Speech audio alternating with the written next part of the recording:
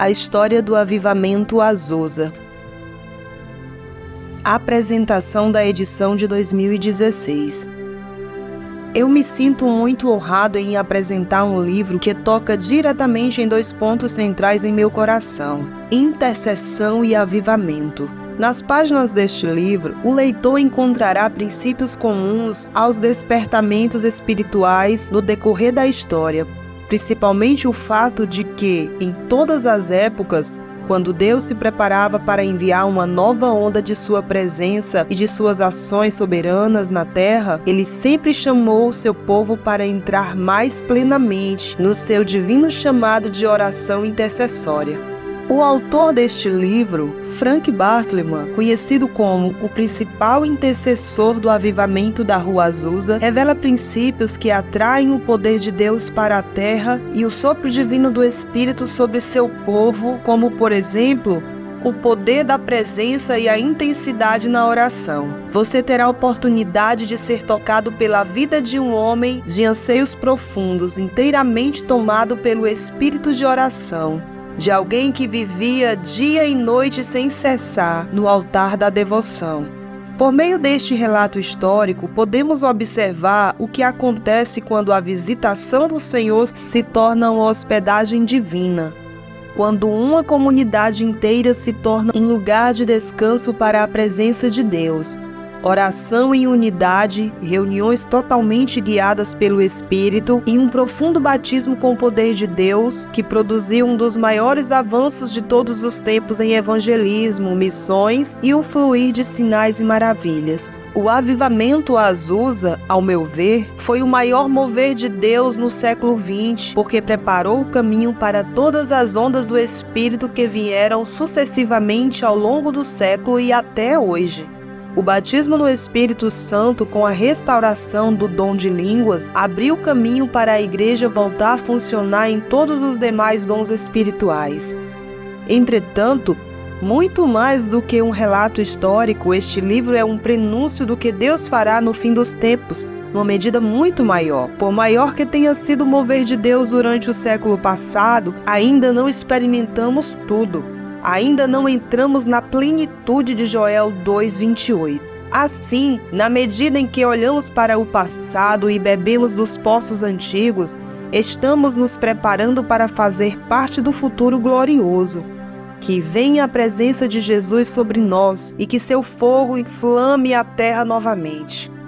No dia 9 de abril de 2016, eu tive o privilégio de participar de um evento histórico chamado Azusa No. Esse evento aconteceu no estádio na cidade de Los Angeles e reuniu cerca de 80 mil pessoas durante 15 horas em adoração e oração numa assembleia solene. O ambiente era carregado de fé e expectativa. Jovens, velhos, crianças, líderes, todos estavam focados em buscar a presença de Deus em períodos de adoração e intercessão profunda. Essa mobilização aconteceu por causa do aniversário de 110 anos do avivamento da Rua Azusa e porque o William Seymour havia profetizado que em 100 anos aconteceria um mover 10 vezes maior do que o que aconteceu em Azusa em 1906. Eu creio que o nosso futuro repousa sobre verdades que foram restauradas no passado. Na medida em que honramos aquilo que Deus já fez, podemos avançar para aquilo que Ele ainda vai fazer. O que aconteceu em Los Angeles, no Azusa No, terá implicações poderosas em nosso futuro, pois aquele ajuntamento confirmou práticas que Deus havia liberado no passado na Rua Azusa. Uma que chamou a atenção de modo especial foi a presença de líderes de expressão de várias nações reunidos em um só espírito de unidade e oração: católicos, evangélicos, pentecostais e judeus messiânicos. Outro aspecto foi que os milagres de cura e os sinais que aconteceram no evento não vieram de modo geral de líderes proeminentes, embora Deus também tenha agido por meio deles. Pelo contrário, as maiores manifestações de poder vieram do meio do povo de pessoas anônimas. Essa era uma forte característica do mover em Azusa, no qual Deus ungia vasos frágeis e os usava para sua glória. Um outro ponto forte do evento, e que também era comum na Rua Azusa, foi um apelo para amar o perdido e o quebrado de coração.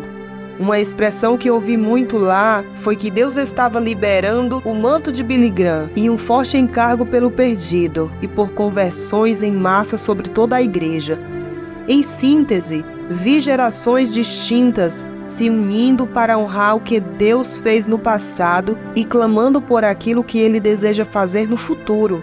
Minha oração é que Deus use este livro para levar a igreja a redescobrir os princípios fundamentais de como buscar a sua presença e abrir o caminho para uma grande nova intervenção divina no nosso meio.